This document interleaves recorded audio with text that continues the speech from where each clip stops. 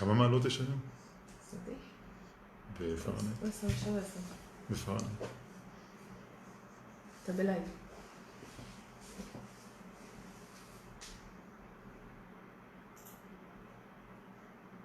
עוד שרואים אותך.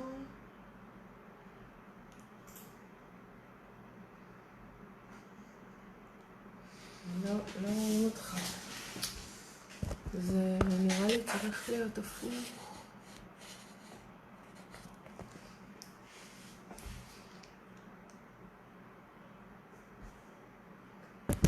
Hi everybody. My first broadcast live ever. How are you all doing? Very happy to see you. It's super hot here in Israel. I'm all sweaty. I've decided to do this because I wanted to give you a chance or a platform so we can meet. So many times I got questions and it really takes me a long time to answer everything by emails.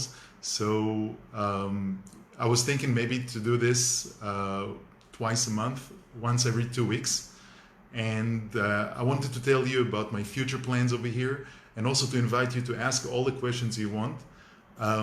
Hopefully next time, in 2 weeks from now, I'm going to have all my maps with me at the background. And if you want to ask any questions, anything you want about the tour, about things you didn't have a chance to talk about things you want me to share with you, I'll be here to try to answer it. Maybe I can tell you a little bit what I'm planning to do in the future. In the coming 6 months, I want to start videoing all my guidings. Apparently, the response that I get the most when my friends come to visit us in Israel, that it little bit feels for them how they described it, like drinking from a fire hose. I decided to do all the tour on video and to make it kind of a learning tool for you, so I can add maps and supplements. I can talk more about other things that usually I don't have the chance to. Also to add some footnotes, phrases, if you want quotes from the Bible, from the Mishnah, from the Talmud, from different historians. And also I'll have a chance to give the credit to all the teachers that I learned from. So hopefully in the near future, hopefully in the next year, I will do the online course about touring the Bible land. Maybe I can tell you a little bit about things I started to do recently. I learned amazing things about the Dead Sea Scrolls recently, and I did a new guiding about the Dead Sea Scrolls, about Qumran and the Shrine of the Book. We also did a new teaching about demons and spirits in the first century. So if you want to hear more about those subjects in the future, I'll be happy to share. What I learned recently is just mind-blowing. I'm so excited about it. Another subject that I just started to scrape the surface is Jewish mysticism. I'm now 44 years old, and you're not supposed to start learning Merkava, the chariot, or Kabbalah, the other side of Jewish mysticism, only after you're 40 years old.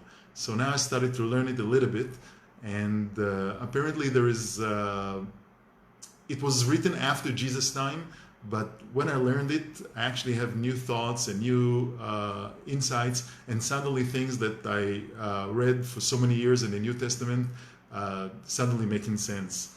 So if you want, you can send some questions and I'll be happy to try and answer it over here. Great to see you. I'm very excited to do it. It's my first time ever to do any video or any live, so I hope you like it. Hi Tzvika, how are you doing? I see some of my childhood friends over here. And Timothy, how are you doing?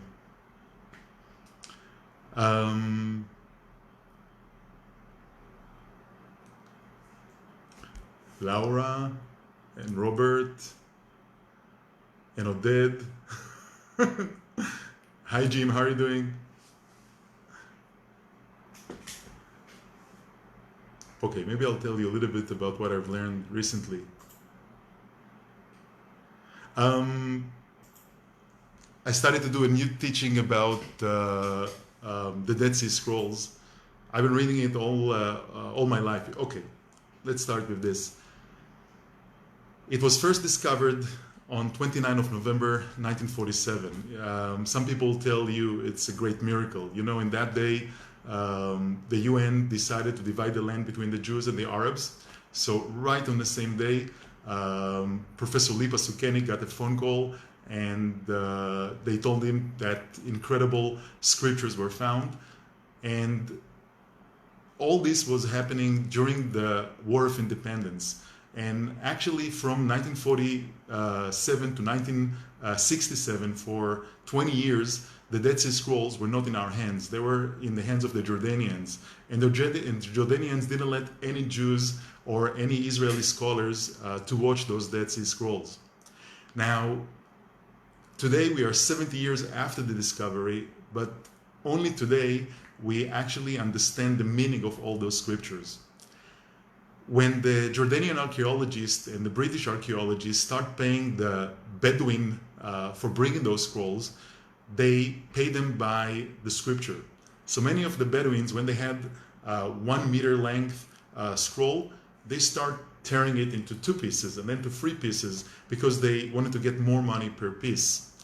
And if you check cave number 4, if you've been in Israel, cave number 4 is incredible. They found thousands of small pieces that originally came from 118 biblical scrolls. Now, apparently the Bedouins took those scrolls and they turned them into the little pieces. They did just a disaster. So for all those years that we had the Dead Sea Scrolls, we couldn't actually understand what's in it. And only when the computers came to our help, the computers can do the mix and match. And today, 70 years after, we can actually say something meaningful about those Dead Sea Scrolls. So what I'm doing those days, I'm reading the New Testament from the beginning with this fresh information in my mind, and I'm trying to find new insights for you from the Dead Sea Scrolls. Okay, I'll tell you the bottom line, but I think I'm going to end with this. Apparently, the Dead Sea Scrolls, this is actually the library of the temple in Jerusalem. If you heard about the Sadducees priest or the priest from the house of Tzadok, we call them the Sadducees, but the priest from the house of Tzadok, they were outcast from the temple by Antiochus IV, 175 BC. And when they expelled from the temple, what they took with them was the library of the temple. And during the times of the Hasmonean king on the 2nd century BC, they wrote, copy, and hide all those scrolls. So what we call today the Dead Sea Scrolls or the Judean Desert Scrolls or the Hidden Scrolls, they are actually the library of the temple that was stored by the priest from the temple. So all those books, probably 3/4 of what we found there, we never heard about it before, we never knew about it.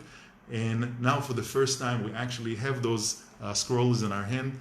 And it's amazing because it's helped me to understand new things from the New Testament. Another subject is demons and spirits from the biblical days.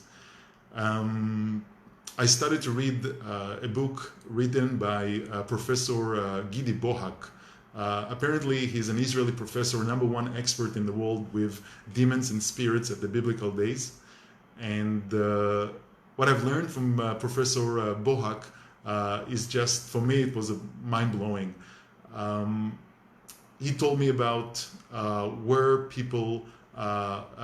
how people understood the demons in Jesus' time and the impure spirits. Because if you read the New Testament, you have 30 miracles described in the 3 synoptic gospels, and 7 out of the 30 miracles that Jesus did around the Sea of Galilee actually have to do with impure spirits, with casting demons. And so many times we were at Capernaum, probably if you were with me, and we talked about Capernaum, we talked about the meaning of the miracles in Capernaum, but I couldn't say anything meaningful. I couldn't give any insight about those high subjects. And now I can actually say something meaningful about Jesus coming into the synagogue of Capernaum, and this possessed man in the day of Shabbat recognized Jesus to be the one, and Jesus cast the demon from the possessed man in the day of Shabbat at Capernaum synagogue. So now I can actually say something about what it means, where the demons came from, why they recognize Jesus, and all those are new discoveries that I learned about only recently. Anyway, if you have any questions, if you want anything, if you want to ask anything, please ask, and I'll try to answer. Hopefully next time I will have my maps with me, and you can get some more info about it.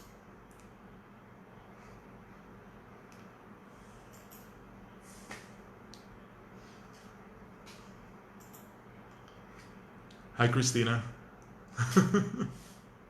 Hi, Peggy. Good to see you. I also wanted to tell you that, you know, a month ago, my family and I came from our visit in America, and we're still smiling and enjoying. We had such a great time. I actually had the chance to speak in the Binghamtown church at Middlesboro, Kentucky, and my friends just sent me the teaching I did in the church. So now I have it on video. I even haven't had the chance to watch it yet, but I hope that in a few days I will send you the link for watching this lecture. The teaching was about synagogue and the amphitheater at Jesus' time. And I see some of my friends over here, Tzvika and Laura, those my friends from my high school and from my from the youth movement. It's incredible what we can tell today about the synagogues in Jesus' time, and I so much enjoyed studying it and learning about it and teaching about it. And if you want, you can watch it in the on a video. I will try to share it with you. In the synagogue, I gave we talked about which activities in a synagogue in Jesus' time, what happened there, what it means, what the meaning of the place, and we also spoke about the amphitheater. I learned the theater in Jesus' time. This is just a bit of it. Was actually considered the gates of Hades. People considered the amphitheater where the Romans executed the people. That's where considered the gates of Hades, the gates for the underworld.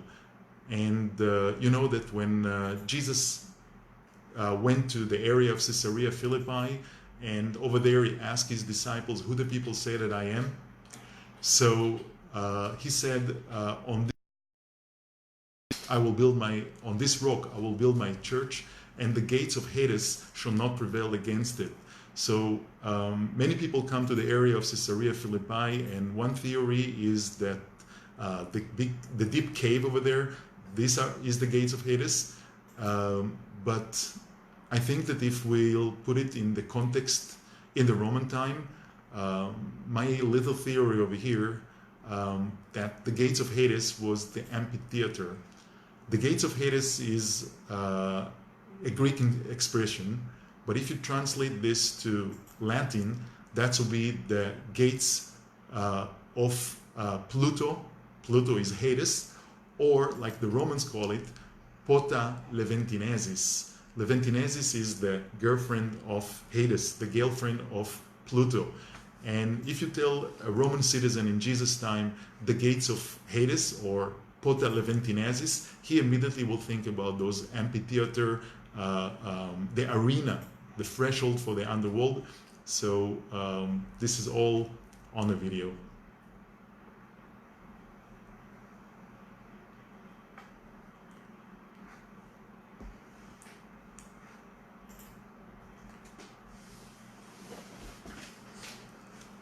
Hi, Pam. Good to see you.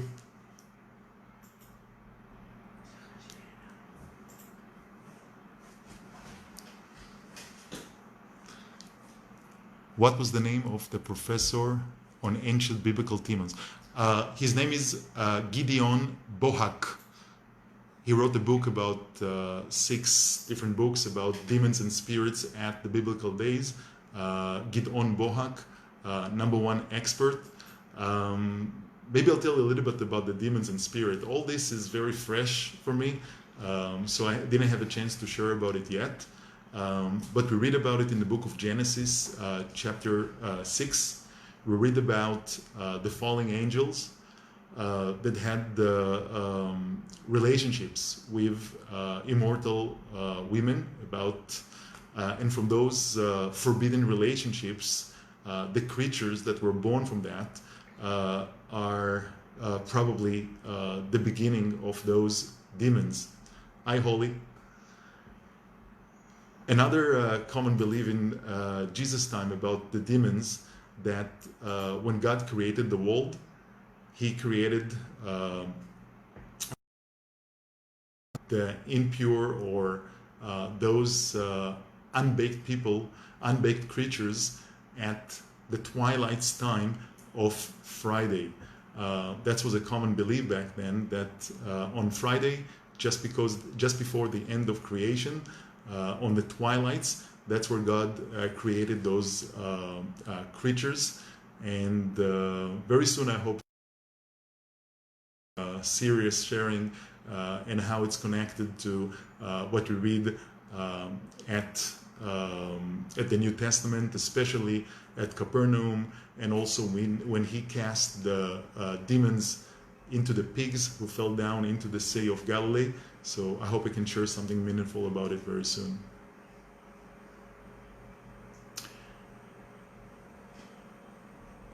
Maybe I'll tell you a little bit about new things we added to our program.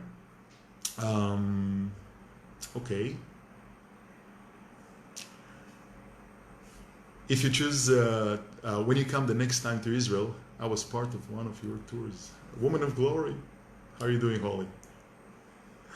And maybe I can tell you a little bit about new sites that we added recently to our tour. I can't promise that every time you come to Israel, we will do all of them, but we can already add them to our program. The first site is the Kidron Valley. The Kidron Valley, if you remember, it's the valley that separates between Mount of Olives and Mount Moriah. And for many years it was a garbage area and very unpleasant neighborhood to walk. And in the last 10 years, the Israeli National Parks Authority and the City of David Association, they made incredible efforts to make it friendly for tourists. And today, we actually did it already. When you walk down the Palm Sunday Road from Mount of Olives, you actually walked through the Kidron Valley. And over there you can see some of the graves of the high priest from Jesus' time. Hi, Diana from Singapore. You can see some of the graves of the high priest. You can see the grave of Agrippa, the grandson of Herod the Great. And then you walk all the way to the Pool of Siloam, and the pilgrimage route. So this is the latest archaeological attraction in Jerusalem, not open to public yet. You actually climb from the Pool of Siloam. You can climb just like they did in Jesus' time, the pilgrimage route from Siloam all the way up until you get to the southern steps, and then you continue to, if you've been in the Western Wall tunnels, so it's all going to be one project. From the Mount of Olives, looking over the old city, walking down the Palm Sunday Road, walking through the Kidron Valley. Ancient Jewish cemetery is on your left, yes, the necropolis of Jerusalem, to the Pool of Siloam. That's where Jesus taught, I'm the light of the world. And then you climb up all the way the pilgrimage route to the gates to the temple, and you continue to the western wall tunnels. It's all going to be the same underground system, which is quite amazing. So this is not open yet, but it was supposed to be open 6 months ago, but they have some maintaining issues over there. But hopefully next time you'll be in Israel, it will be open as well. And other things that we do quite often, if you've been in the Western Wall tunnels. So in the Western Wall tunnels, there is an area which is called the Forbidden Area. I'm not sure if you know from my reputation to be the troublemaker tour guide. I think I earned it. There is an area under the Western Wall tunnels that nobody knows about because it's actually the central water fountain of Jerusalem of Jesus' time. I wish I could take you there next time you come. In the past, people thought this is the City Hall Council building, the Bulatarion of Jerusalem, but now we excavated the rooms next to it, and we understand the heart of the city. That's where everybody met, the pulse of life of Jerusalem of Jesus' time. And for many years it was a part of the regular Western Wall Tunnels tour. And then Shalom, many of from the Rock Kids New Creation Church speaks from me. Oh, I miss the Rock Kids. Good to see you. For many years, it was a part of our regular Western Wall Tunnels tour. And then about 8 years ago, for some reason, the chief rabbi of the Western Wall area and the others over there decided to exclude it from our tour. Anyway, I didn't like it because it was excavated by our tax money, and I think it should be open for everybody to visit. So in the last time I had a group over there, we used to go there anyway, although there was a guard there and they tried to prevent us from going. And every time I used to tell my group, hey, if somebody is going to yell at you, please don't take it, or don't be insulted by it. Or like you say in America, sometimes better ask forgiveness than ask permission. And every time they try to stop me with the guard, I tell I'll be back with a TV crew. So every time they let us in, but it was always very unpleasant. And I'm happy to tell you that 3 years ago I got a phone call. I saw a strange number, and it was the secretary of the rabbi of the Western Wall area. And she asked me, are you the troublemaker tour guide? And I said, yes, I am. And she said, the rabbi want to speak to you. And he called me and he asked, are you the troublemaker tour guide? I said, yes, I am, sir. What do you want? I said, I want to go and my friends from America. And he just told me, you know what? You got it. So I'm happy to tell you that next time or anytime you come now, even if you come without me, you can tell your guide, he can go down there. It's just incredible. And I promise to share some pictures very soon. The central water fountain of Jesus' time was just discovered under the Western Wall tunnels. Shalom, I was there with you with the days of O2. Thank you for thinking. Good to see you. Okay, there is more things that we added to our tour, but I think we're going to end it for now. Next time I will tell you about Ila Valley and about incredible discoveries from there recently. I think it's the area with the best potential that almost nobody go there. And I hope to do it twice a month. So if you have any questions that you want me to answer, please share it, send it to me. And I promise to do my best. Next time I have all my maps and all what I need with me. See you soon. Stay in touch. God bless.